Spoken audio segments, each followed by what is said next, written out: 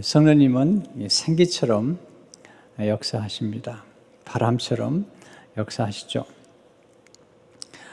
에스겔 30장의 말씀은 성령님이 생기와 바람처럼 역사하신다는 사실을 가르쳐주는 말씀입니다. 에스겔서의 상황은 아주 비극적인 상황이죠. 성전이 회파되고 성벽이 무너졌습니다. 그리고 포로로 끌려갔습니다. 어떻게 보면 지금 우리가 처한 상황과 조금 비슷한 상황 같아요. 이스라엘 민족들은 성전에서 예배드리는 것을 귀중히 여겼고요. 그리고 성전만큼은 절대로 하나님이 무너뜨리지 않을 거라고 생각했죠. 그런데 하나님이 유다 백성들의 범죄로 인해서 하나님께서 성전을 회파하도록 허락하셨고 그들이 바벨론으로 끌려가는 것입니다. 그들이 바벨론으로 끌려가서 예배했던 장소는 그발 강가라는 장소입니다. 성전에 갈 수도 없고요. 모일 수도 없고요. 그발 강가에서. 또 다니엘 같은 사람은 궁중에서 일터에서 예배했고 그리고 그의 집의 골방에서 무려 70년, 80년 동안을 계속 경건하게 예배를 드렸던 겁니다. 우리는 지금 온라인 예배를 아마 어느 정도까지 계속될지 모르지만 그래도 어느 정도 지나면 반드시 대면 예배가 시작되리라 생각이 돼요. 근데 그들은 포로로 끌려가서 거의 70년 동안 또 그 이후에도 계속 머물렀던 사람들이 있었습니다. 그들은 회당에서 또 모였죠. 놀라운 사실은 타락했던 성전에서 경험하지 못했던 하나님의 임재가 그발 강가에서 하늘이 열리는 것을 경험하게 됩니다. 에스겔 1장 읽기 시작하죠. 1절에 3절을 보게 되면 30째 해 넷째 달 초닷새 내가 에스겔입니다. 그발 강가 사로잡힌 자 중에 포로죠. 있을 때 하늘이 열리며 하나님의 모습이 내게 보이니 여호야긴 왕이 사로잡힌 지 5년 그 달 초닷새라. 갈대아 왕, 갈대아 땅은 바벨론입니다. 그발 강가에서 여호와의 말씀이 부시의 아들 제사장 나 에스겔에게 특별히 임하고 여호와의 권능이 내 위에 있으니라. 놀랍지 않으세요? 성전에서 열리지 않았던 하늘이 그발 강가에서 그리고 하나님의 임재가 나타나는 것입니다. 어쩌면 지금 예배당에서 그동안에 너무 타락한 교회 때문에 임하지 않았던 하나님의 임재가 어쩌면 가정에서 예배드린 바로 그 장소에 하나님의 임재가 나타나고 하늘이 열리는 경험을 할 수도 있죠. 근데 특별히 그발 강가에서 예배하고 계시를 받았던 에스겔이 하나님의 성령께서 생기처럼 역사하시는 그런 놀라운 계시를 받게 되죠. 오늘 5절 말씀 보십시오. 주 여호와께서 이 뼈들에게 이같이 말씀하시기를 내가 생기를 너에게 들어가게 하리니 너희가 살아나리라. 이 뼈들은 바벨론 포로로 끌려간 이스라엘 백성들을 상징해요. 그들은 바벨론 포로로 끌려가서 마른 뼈라고 생각했고 그리고 소망은 끝났고 절망과 그들이 멸절됐다고 생각했던 거죠. 하나님 그들에게 찾아오셔서 말씀하시죠. 생기가 들어가면 다시 살아나리라. 회복의 비전을 주신 것입니다. 성령님은 살리는 영이시죠. 치유하고 회복시키는 영이시죠. 부흥의 영이시죠. 자, 여기서 우리가 배우는 첫 번째 교훈은 성령님은 어두운 골짜기의 마른 뼈를 사랑하십니다. 하나님께서 에스겔에게 성령을 부어주시고 성령이 그를 데리고 골짜기로 갑니다. 궁중으로 가는 게 아니에요. 물론 다니엘에게는 특별히 또 궁중에 대한 비전이 있었지만 하나님께서 골짜기로 그를 데려가시죠. 1절을 보시면 여호와께서 권능으로 내게 임재하시고 그의 영으로 성령이시죠. 나를 데리고 가서 골짜기 가운데 두셨는데 거기 뼈가 가득하더라. 근데 뼈가 아주 형편이 없어요. 2절을 보니까 나를 그 뼈 사방으로 지나가게 하시기로 본즉 그 골짜기 지면에 뼈가 심이 많고 아주 말랐더라. 왜 하나님께서, 왜 성령님께서 에스겔을 골짜기로 인도하셨을까요? 그 이유는 하나님의 사랑하는 백성들이 골짜기에 마른 뼈처럼 누워있기 때문이에요.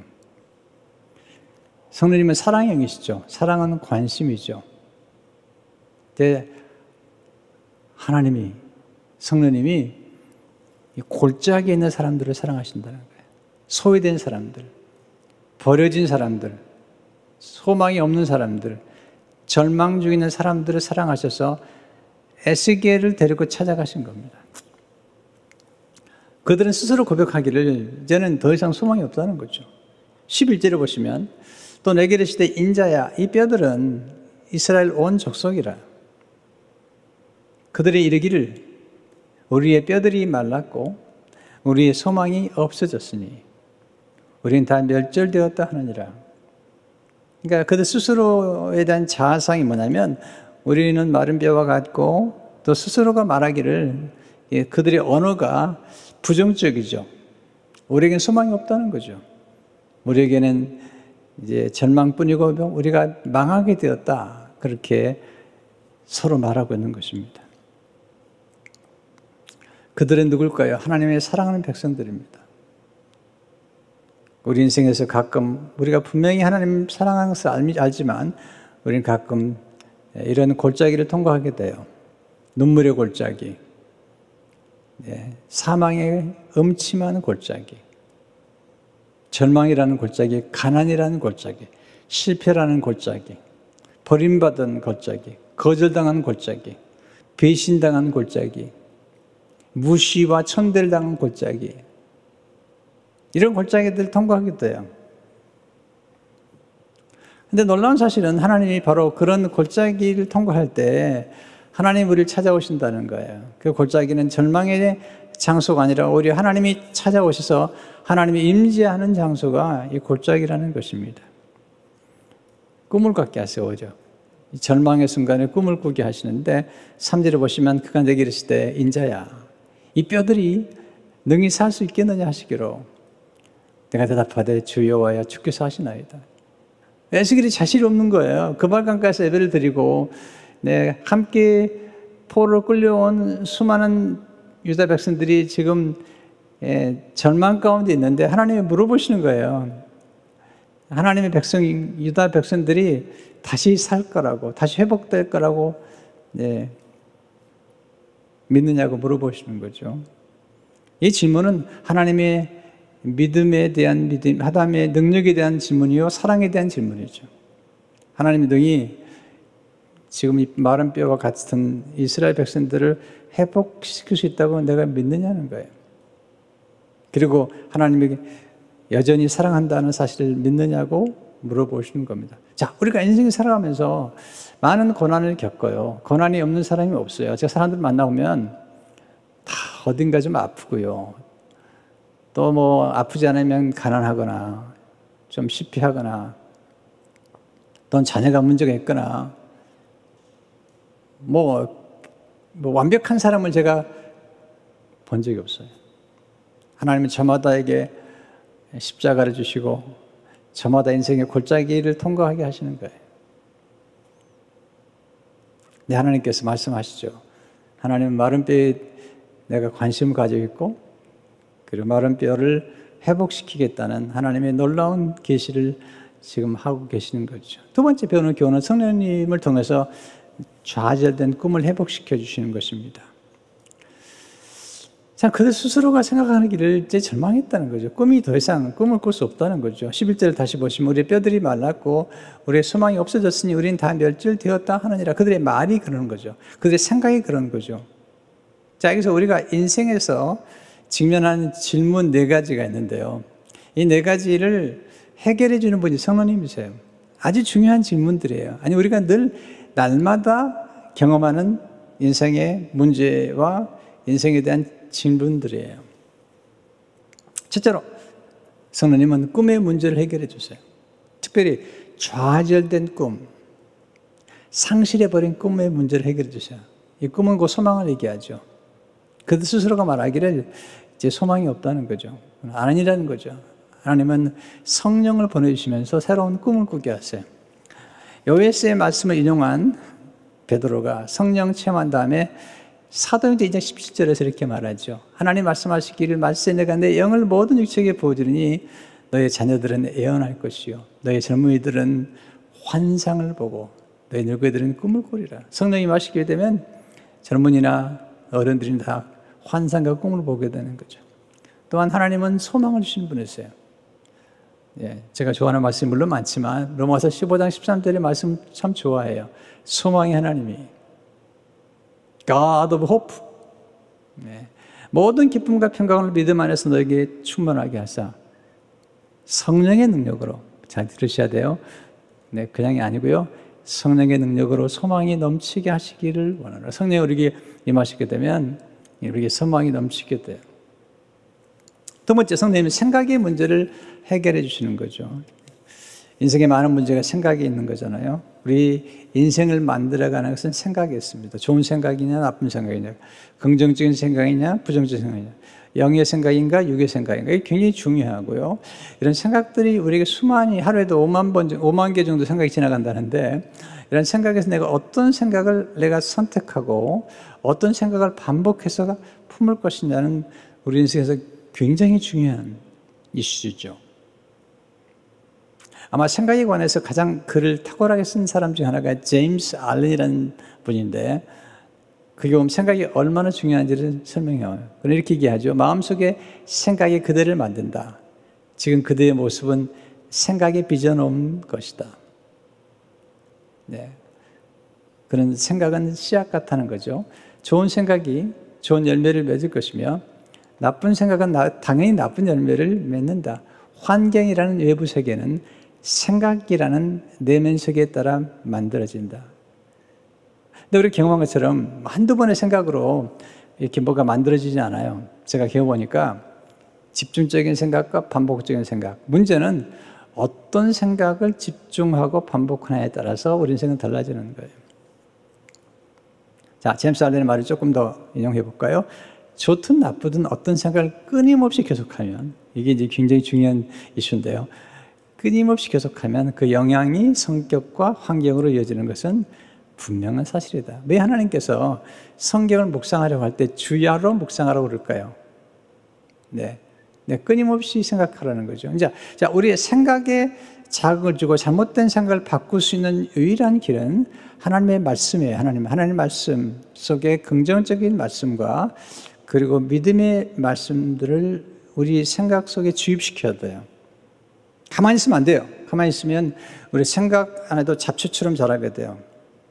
여러분 하루에도 보시면 아침 일어날 때부터 수없는 생각이 오가는 거죠. 그런데 아침에 딱 일어나면 하나님이 착 찾아오셔가지고 우리에게 얘기했으면 좋겠죠. No. 그게 아니라 마귀가 더 빠르게 찾아옵니다. 그래서 우리 생각을 흔들어 놔버려요.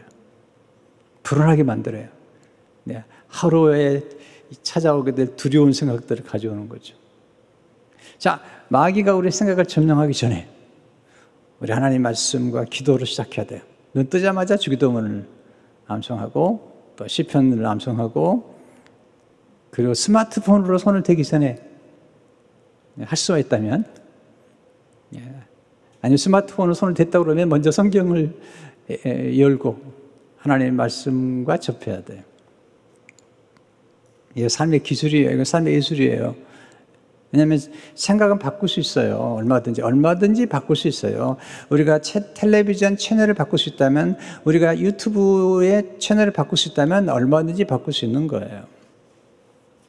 그래서 우리가 육의 생각을 물리치고 영의 생각을 선택해야 돼요. 그 도와주시는 분이 말씀이고 성령이시죠. 로마서 8장 5절 6절을 보게 되면, 육신을 따르는 자는 육신의 일을, 영을 따르는 자는 영의 일을 생각하나니 육신의 생각은 사망이요 영의 생각은 생명과 평안이라. 아무런 생각을 해도 된다고요? 그렇지 않아요.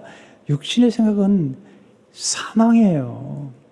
영의 생각은 생명과 평안이죠. 성령이 주시는 생각은 생명과 평안인 것입니다. 세 번째, 선생님 언어의 문제를 해결해 주세요. 여러분 말이 얼마나 무서운지 모르죠. 인생의 문제는 말의 문제. 말대로 된다고 그러잖아요. 말로 잘 되기도 하고 감동을 주기도 하고 말로 사람들을 설득하기도 하고 말로 상처를 주기도 하고 그리고 본인이 한 말 때문에 인생이 망가져 버려요. 잘못하면. 인생의 문제는 언어의 문제죠. 근데 언어의 문제 이전에 사실은 우리 인생의 문제는 마음의 문제죠. 왜냐하면 마음에 가득한 것을 입으로 말하기 때문이에요. 그래서 우리 언어가 바뀌려면 먼저 우리의 마음이 바뀌어야 돼요. 그래서 에스겔 36장 20절을 보게 되면 또 새 영을 너희 속에 두고 새 마음을 너에게 주되 너희 육신에서 굳은 마음을 제거하고 부드러운 마음을 줄 것이며. 그래서 우리에게 필요한 것은 우리 마음의 창고 안에 새 언어, 좋은 언어를 자꾸 집어넣는 게 필요해요. 언어가 바뀌지 않으면 인생이 바뀌지 않아요. 사람들 만나서 대화해보면 한 30분만 만나서 대화해보면 이분이 무슨 생각을 하는지 또 성격과 기질이 어떤 것인지를 어느 정도는 알 수 있어요. 모른다고요? 알 수 있습니다. 분별력만 가지고 자세히 경청하면 어떤 분들은요 계속 반복되는 언어를 써요. 목사님 어렵습니다. 안 됩니다. 힘들 겁니다. 이런 얘기만 계속 반복해서 얘기를 해요. 그 말대로 되는 거예요. 조심해야 돼요. 하나님의 말씀에 보면 성경에 보면 민수기에 보면 너희 말이 내 귀에 들린 대로 내가 시행하겠다는 거예요. 그래서 우리 언어를 바꿔야 돼요. 안 된다는 언어를 된다는 언어로 바꿔야 되죠. 마가복음 9장 22절을 보니까 귀신 들린 아들을 데려온 아버지가 무엇을 하실 수 있거든 우리를 불쌍하게 도와줘서 그랬더니 예수님께서 말을 바꿔야 된대요. 23절을 보면 예수께서 이르시되 할 수 있거든이 무슨 말이냐. 믿는 자에게는 능히 하지 못할 일이 없느니라 하시니. 특별히 우리 스스로가 스스로에게 하는 말이 조심해야 돼요. 제가 좀 어려운 환경에 성장해서 그런지 모르지만 제 자신을 향한 저 자신과 나눈 대화가 너무 어두울 때가 꽤 있었어요. 한때요. 그리고 교회 개척하고도 너무 어려우니까 자꾸 부정적인 언어를 내가 스스로 쓰고 있더라고요. 그 중에 하나가 뭐냐면 너는 안 돼. 스스로가 말하는 거죠. 또는 죄송한 표현입니다. 너는 싹수가 노래. 이 싹수가 노라다는 말은요. 미래가 없다는 거예요. 제 스스로가 그렇게 얘기하고 있다니까요. 그래서 그걸 깨닫게 하셨어요. 하나님께서. 그리고 그걸 고치는데 거의 1년 반 이상 걸렸어요. 어떻게 고치지 아세요? 내가 부정적인 생각을 스스로 내가 생각하고 말할 때마다 이 시계를 만졌어요. 그렇게 함으로써 시계를 만지면서 나의 부정적인 생각과 언어를 긍정적인 생각, 성경적인 생각 언어로 바꾸기 시작했어요. 그랬더니 점점점 변화가 되기 시작했어요. 이게 훈련이라는 게 참 놀라운 겁니다.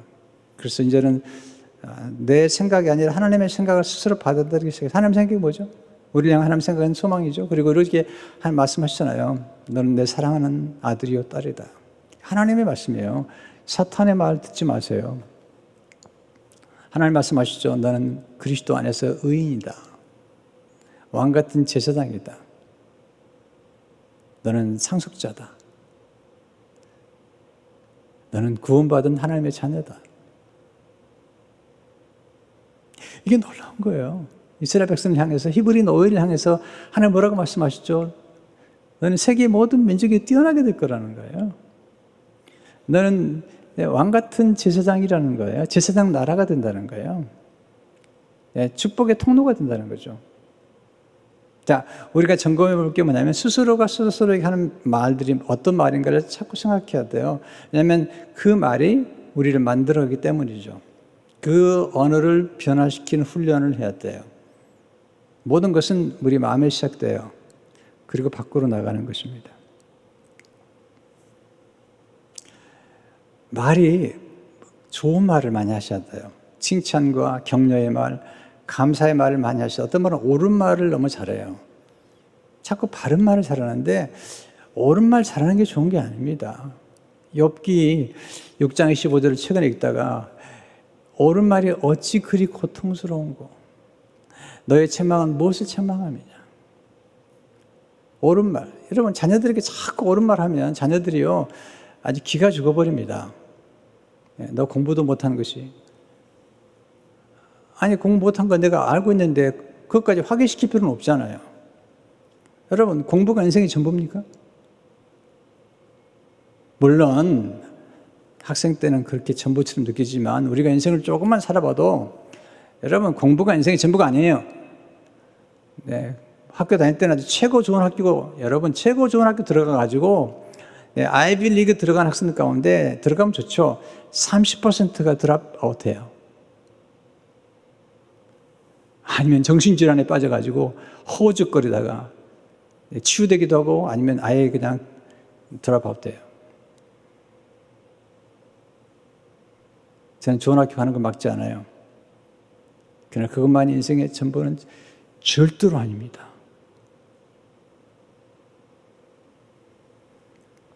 성경에 나타난 인물 보세요. 여러분 요셉이 무슨 정규 학교를 나왔습니까? 네. 베드로가 공부를 많이 했습니까? 물론 많이 하면 좋죠. 네, 제가 그걸 막는 게 아닙니다.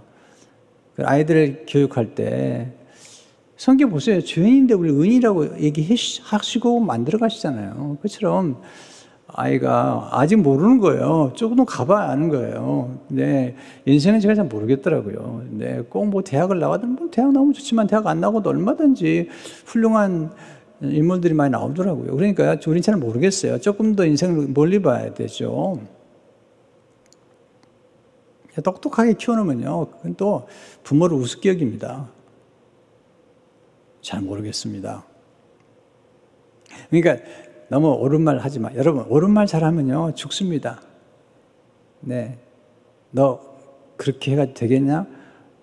그게 옳은 말이니까 아파요. 그러니까 미안합니다. 인생 끝내자. 그냥 뭐 부모도 인정하지 않는데, 뭐 내 인생 뭐 그렇게 가는 거예요. 옳은 말 해가지고 죽은 사람 많습니다.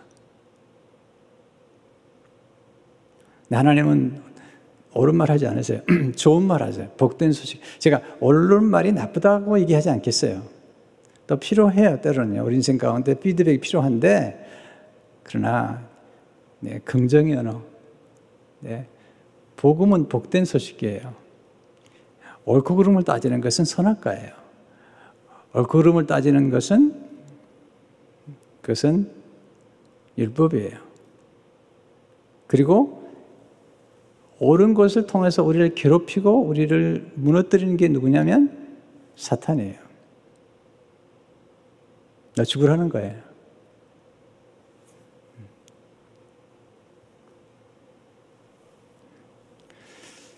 여러분, 우리는 심판이 아닌 용서의 언어를, 정죄가 아닌 축복의 언어를 사용할 줄 알아야 돼요.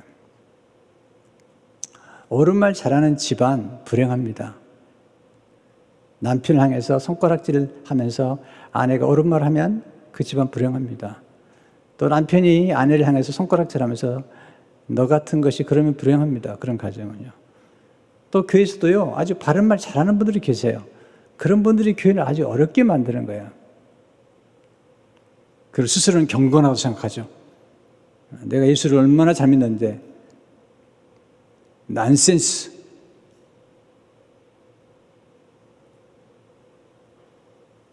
하나님은 그런 분에 교회가 왜 시끄럽죠? 너무 옳은 말을 많이 하는 거예요.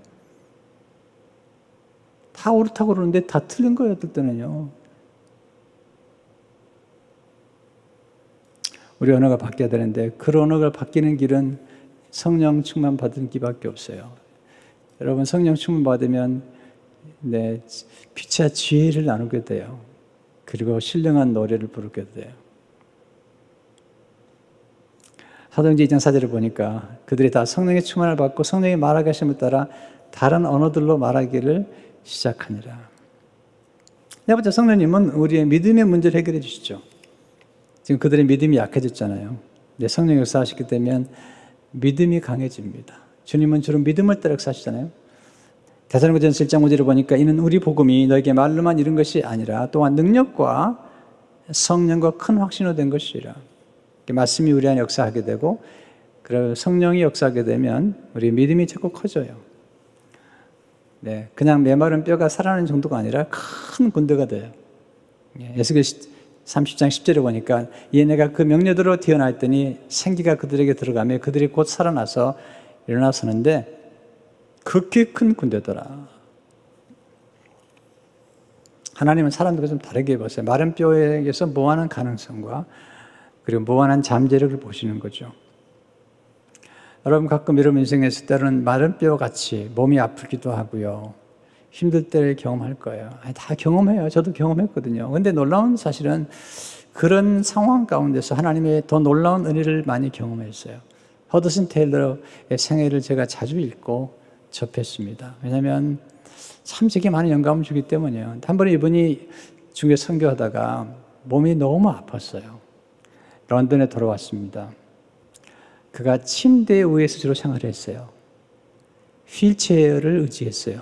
그리고 침대에서 화장실에 가려면 로프를 붙잡고 가야 했어요. 어둠의 골짜기를 통과했죠. 그러나 참 허드슨 테일러는 믿음이 좋았어요. 꿈을 상실하지 않았어요.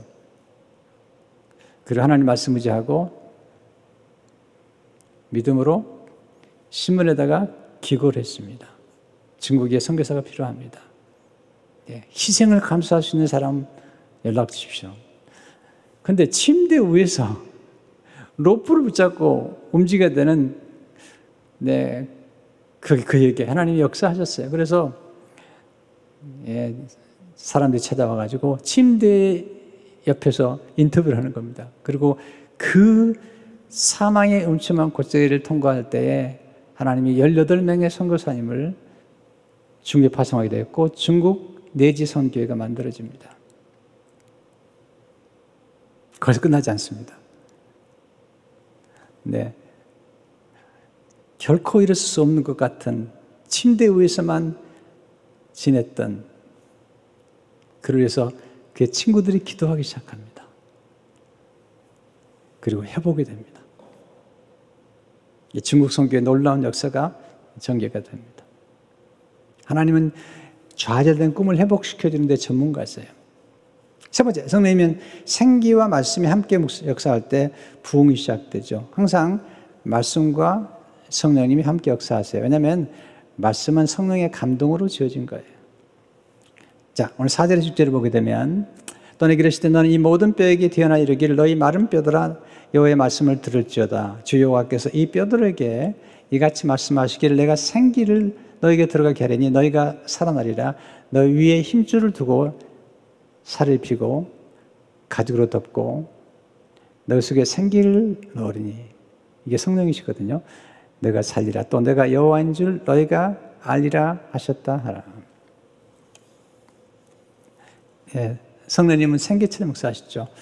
성령님의 역사에 대해서 오늘 조금 더 구체적으로 얘기를 하면 첫째로 성령님의 생기는 생명을 공급하는 호흡이에요. 여러분 호흡 속에 생명이 있는 거예요. 그리고 호흡이 끝나면 생명이 끝나는 거예요. 그런데 성령님은 호흡처럼 역사하신다. 창세기 2장 7절에 보니까 여호와 하나님이 땅에 흙으로 사람을 지으시고 생기를 그 코에 불어넣으시니 사람이 생명이 되니라. 여러분 이게 하나님의 숨결입니다. 욥기 27장 3절을 보니까 나의 호흡이 아직 내 속에 완전히 있고 하나님의 숨결이 아직도 내 코에 있느니라. 하나님께서 흙으로 사람을 만드시고 거기다가 하나님의 숨결을 불어넣으셨어요. 예수님 십자가에 돌아가실 때 제자들은 전부 마른 뼈 같았어요. 그들은 절망했어요. 그들은 정말 에스겔 골짜기의 마른 뼈처럼 스스로가 생각하기를 이제 꿈이 잦았다 생각하는데 예수님이 찾아오시죠. 부활하시는. 그리고 숨을 내쉬면서 성령을 받으라. 요한복음 20장 22절에 보면 이 말씀하시고 그들을 향해서 숨을 내쉬며 이르시되 성령을 받으라. 아담을 만드실 때 흙으로 아담을 만드시고 거기에 숨을 불어넣으셨던 그 예수님이, 그 하나님이 제자들에게 숨을 내쉬며 가라사대 때 성령을 받아라. 그들이 소생하거든요. 두 번째, 제가 조금만 더 정기적으로 호흡 기도를 좀 들으시면 좋겠어요. 호흡 기도가 굉장히 중요한데요. 저는 이제 부르짖는 기도를 굉장히 강조해요. 근데 침묵 기도나 호흡 기도를 굉장히 중요하게 생각해요.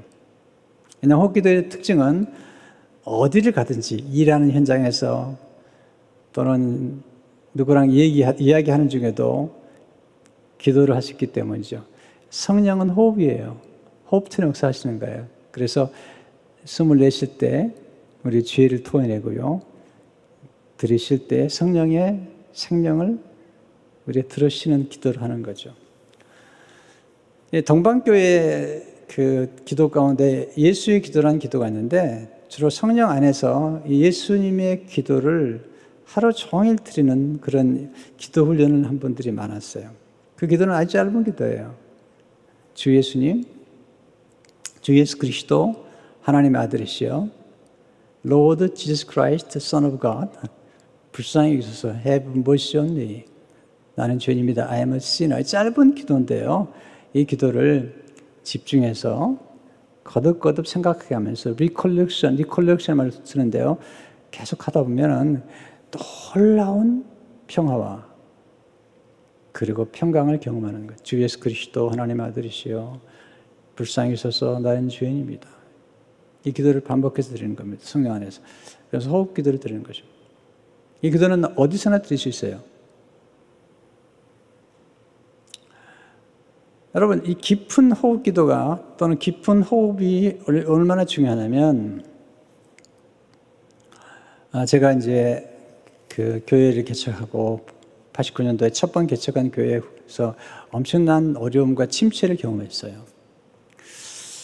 두려움이 찾아오고 불안이 찾아오고, 지금 말하면 공황장애 같은 거죠. 너무너무 힘들었어요. 그래서 이제 도대체 이게 무슨 문제인가? 내 마음에, 이것은 영적인 문제이기도 하지만 내 마음의 문제더라고요. 심리적인 문제더라고요. 그래서 그런 책들을 좀 보기 시작했어요. 보니까 많은 분들이 그 심리학자나 또는 상담하는 사람들이 상담을 받으러 오게 되면 주로 가르치는 것 중에 하나가 먼저 호흡하는 법을 가르치는 거예요. 어두운 생각, 또 자살 충동 이런 게 생기면 호흡을 먼저 조절하는 거예요. 또는 두려워지면 먼저 호흡을 좀 조절하라는 거예요. 깊이 호흡을 들이마시고 또 내쉬라는 거죠. 이게 굉장히 중요한 훈련이에요. 왜냐하면 하나님이 호흡과 함께 우리의 마음의 감정을 다스리기 때문이죠. 패록 같은 사람은 3초면 된다는 거죠. 어떤 분은 5초, 어떤 분은 몇 분이면 돼요. 자, 여러분들이 생각이 막 들어오는데 생각이 마귀가 집어넣을 수도 있거든요. 그 생각이 들어오면 불안해지기도 하고, 그런데 자, 제일 위험한 것은 뭐냐면 어떤 생각이 찾아올 때 극단적인 생각을 하는 거예요. 그만둘까? 헤어질까? 이런 극단적인 생각. 그만두지 뭐. 그 사람은 안 돼. 이제 끝내버리자. 자, 이런 극단적인 생각. 사표내버리지 뭐. 자, 이런 극단적인 생각은 아주 위험한 생각입니다. 만약에 그런 극단적인 감정에 따라 극단적인 생각을 하면서 극단적인 결론을 그렇게 말해버리거나 그러고 나면 그거 참 오래 갑니다. 그거. 부부간에도 조금 싸우다가 그만두자. 여러분 그 말 한마디가 그거 안 해야 되는데 그 말 한마디, 그런 극단적인 표현이 얼마나 많은 상처와 아픔을 주는지 몰라요. 근데 그때 조금만 앉아가지고 호흡을 조정을 하고 나면 갑자기 그런 마음보다도 이해하는 마음이 생기고요. 그리고 평화로운 마음이 생기고요. 이건 내가 잘못된 생각을 했구나 하는 사실을 알게 됩니다. 제가 시간이 없는데요. 나중에 이제 세미나를 해드릴게요. 한번. 이게 얼마나 중요한지. 우리 마음을 조정하고 생각을 조정하는 게 굉장히 중요합니다. 제가 어제만 해도요. 제가 그런 경험을 좀 했어요. 어제 저희 교회 권사님 아들이 결혼을 했어요. 근데 권사님이 남편 없이 아들이 태어나자마자 남편이 없었어요. 그래서 아들을 혼자 키웠습니다. 그리고 이번에 결혼을 해요. 제가 아주 아끼는 그런 청년이에요. 어제 결혼식이었어요. 좋은 신부를 만났어요. 정말 좋은 신부를 만났어요. 근데 문제는 지금 코비드-19 이런 상황이잖아요. 거기에다가 결혼식은 아주 소수만 하게 돼 있고 또 야외에서 결혼식을 갖게 되는데 어제 온도가 미국 온도로 105도였습니다. 105도. 제가 몸이 건강한 편이 아니거든요.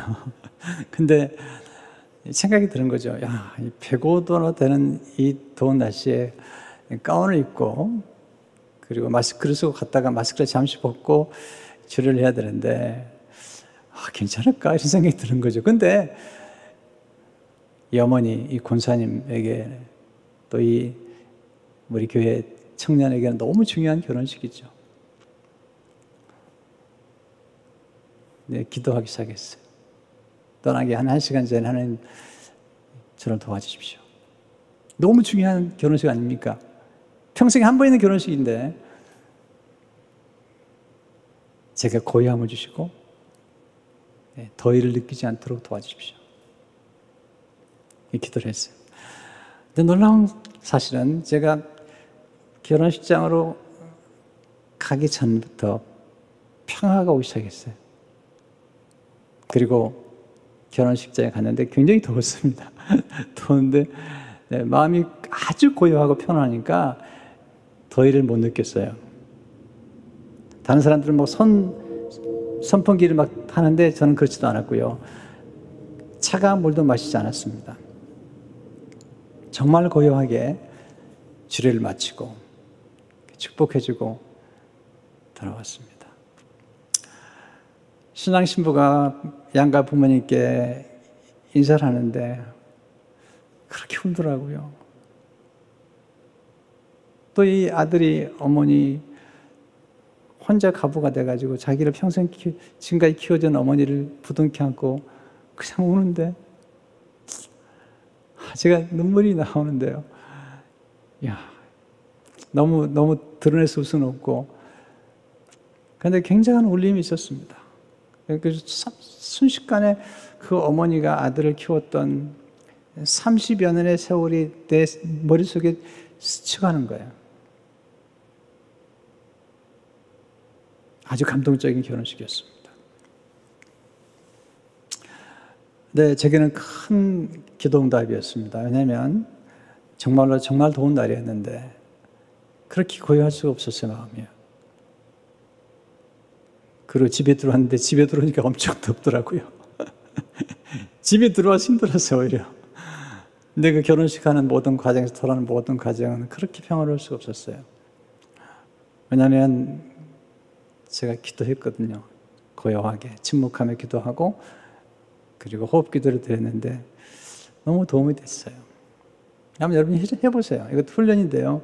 호흡 기도를 착 들어보면 굉장히 도움이 돼요. 한번 제가 기회가 되면 세미나를 우리 성도님들에게 해드리고 싶어요. 두 번째 성령 생기는 따뜻한 기운이죠.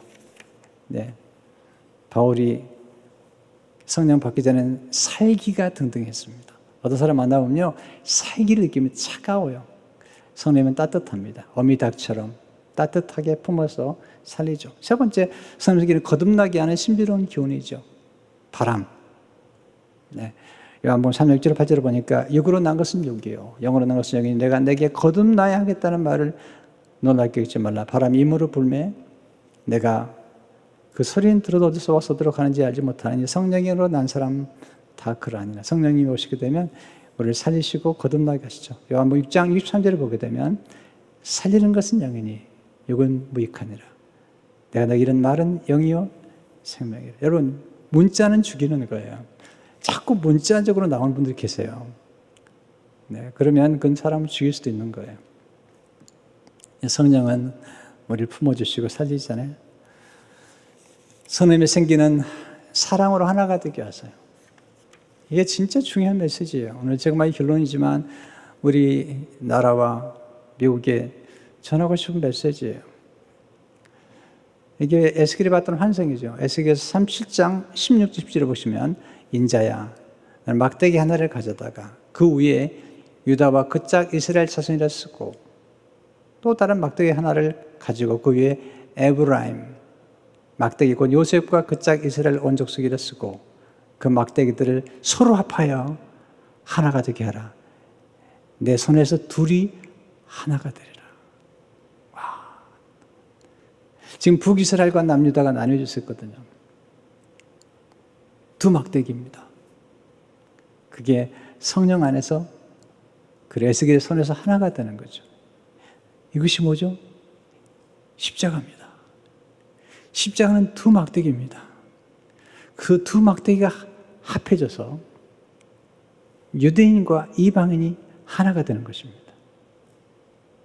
하나님과 인간이 하나가 되는 것입니다. 분리되어 있던 사람과 사람이 하나가 되는 것입니다. 어떻게? 예수님 안에서 성령 안에서 하나가 됩니다. 여러분, 서로 타협하고 대화한다고 하나가 되는 게 아닙니다. 우리 민족이 북과 남으로 그리고 좌와 우로 너무 나눠져 있지 않습니까? 성령의 바람이 불어야 됩니다. 십자가로 돌아가야 됩니다. 가정마다 십자가로 돌아가서 하나가 되어야 됩니다. 옳은 말 좀 그만하시고 따뜻한 성령의 기운이 깃들어야 됩니다. 그러면 하나가 됩니다. 하나가 되면 행복해집니다. 평화가 오게 되죠. 에베소 4장 3절 4절을 보니까 평안에 매는 줄로 성령이 하나 되게 하신 것을 힘써 지키라. 몸이 하나요 성령도 한 분이시니 이와 같이 내가 부르심의 한 소망 안에서 부르심을 받았느니라. 한국 교회도 너무 나눠졌습니다. 길은 다시 복음으로 십자가로 돌아가는 것입니다. 복음, 좋은 말. 요즘 보면 너무 거칠어요. 언어가 너무 사나워요. 살기가 등등해요. 그리고도 성령이라고 얘기하는데 당황스러워요. 성령님은 그런 분이 아니세요. 성령님은 폭력이 아니세요. 따뜻한 분이시고 성령이 임하실 때 복음이 전해지죠. 복된 소식, 좋은 소식, 덮어주는 말들. 우리 민족이 하나가 되기로 정말 기도해요. 그리고 교회마다 하나가 되어야 됩니다. 우리 민족, 열방이 그리스도를 향해 갈 때만이 가능합니다. 성령이여 우리에게 오시옵소서. 성령이여 가정마다 임하시옵소서. 그리고 우리 민족이 임하시옵소서. 그 열방이 임하시옵소서. 선교지마다 성령의 바람이 불어 회복과 부흥이 있게 하옵소서. 기도하겠습니다. 하나님 아버지, 너무나 많이 나누어진 이 시대에 마른 뼈처럼 절망 가운데 있는 이 시대에 하나님 성령의 바람이 하나님의 말씀이 생기가 불어서 나눠졌던 막대기가 하나가 연합되는 그런 축복이 있게 하시고 가정마다 교회마다 우리 민족이 하나로 연합할 수 있도록 주여 축복해 주옵소서.